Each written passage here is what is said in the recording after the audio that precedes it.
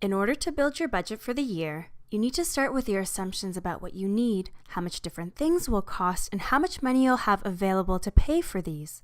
While you may feel like you're making things up and there isn't a lot of point to this activity, push through that. Your budget is a valuable tool in sharing your plans with your key stakeholders and potential lenders, investors, and grantors. Yes, you could make everything up, but it really wouldn't have much value to anyone, especially you, making it harder to accomplish your goals. Ground yourself in reality, question all of your assumptions, and resist the urge to create a budget that nicely fits with what you want to happen, as opposed to what realistically will happen. There isn't a lot of benefit to assuming zero legal costs for the year. For example, if you're planning to sign a few big contracts, you'll incur legal expenses to do that. If you don't have the money when you need it, it'll hurt you a lot more than spending the time to find it today.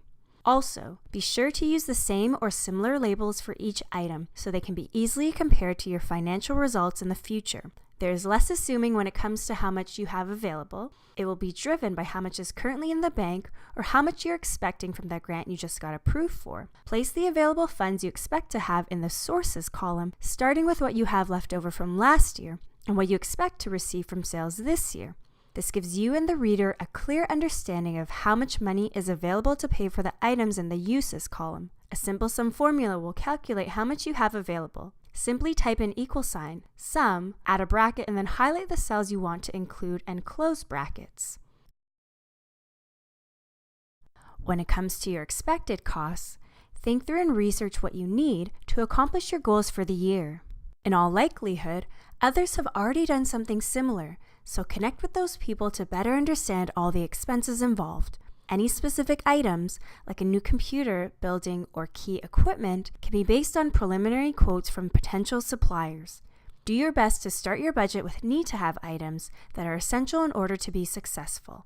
Also, be sure to leave room in the budget for your own training and development costs, for taxes, inventory carrying costs, and delays in receiving funds from investors or new sales. Once you've got an approximate idea of how much your need-to-have items cost, add a 20% contingency to give you room in case you've underestimated things. A simple sum formula will calculate how much you plan to spend. Simply type in =, sum, bracket, and then highlight the cells you want to include and close brackets. Once you finish putting the numbers in, if you have more need-to-have expenses than you have available cash, some adjustments are clearly required. Perhaps you can make it work with a part-time employee instead of a full-time person. Maybe you can hold off purchasing a new computer. Whatever you downsize on the uses side of the budget, be sure you're being realistic about what you can manage with. It does you no good to assume you can make it work with a part-time employee if you have a full-time workload.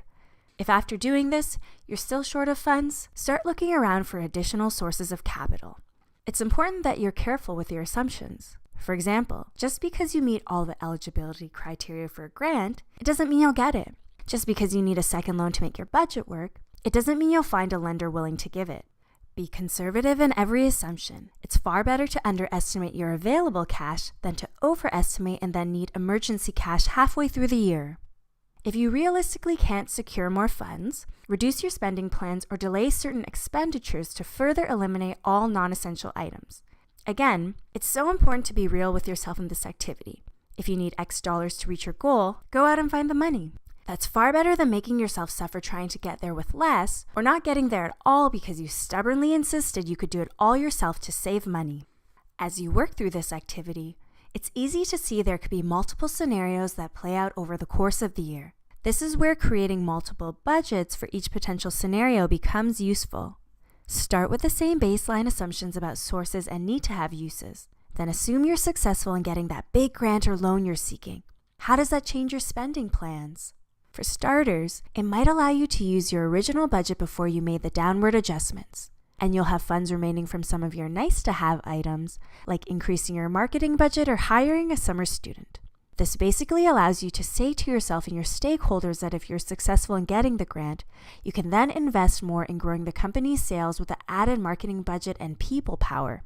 Now you have two realistic scenarios based on likely availability of cash. But what if you lose a big client and your available cash goes down compared to your baseline assumptions? What would you do then?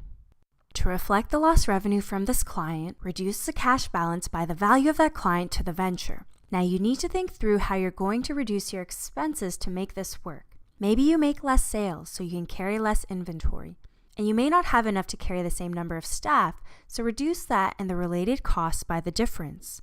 Facing this type of scenario forces you to prioritize what is most important to the business achieving its long-term goals. You may feel that reducing your marketing budget is a last resort because you don't want to negatively affect future sales, which is why you chose to reduce inventory and staff before doing this. You may feel the opposite, that marketing isn't adding much right now, and you want to focus on current sales and expanding the number of products you offer, in which case you'll reduce marketing and keep staff and inventory the same. Either way, think through these trade-offs carefully because you may need to put them into action if you do in fact lose a big client. Now again, this was a simple example to show you how to get started. Adjust it and add to it as needed to accurately reflect your venture's sources and uses of funds. There are also a couple of excellent templates that could be used linked in the budgeting and cash flow planning module of the Financial Literacy Toolkit. Find the format that works for you, input what's applicable to your specific situation, and then be sure it's connected to your accounting system so that comparative performance can be tracked throughout the year.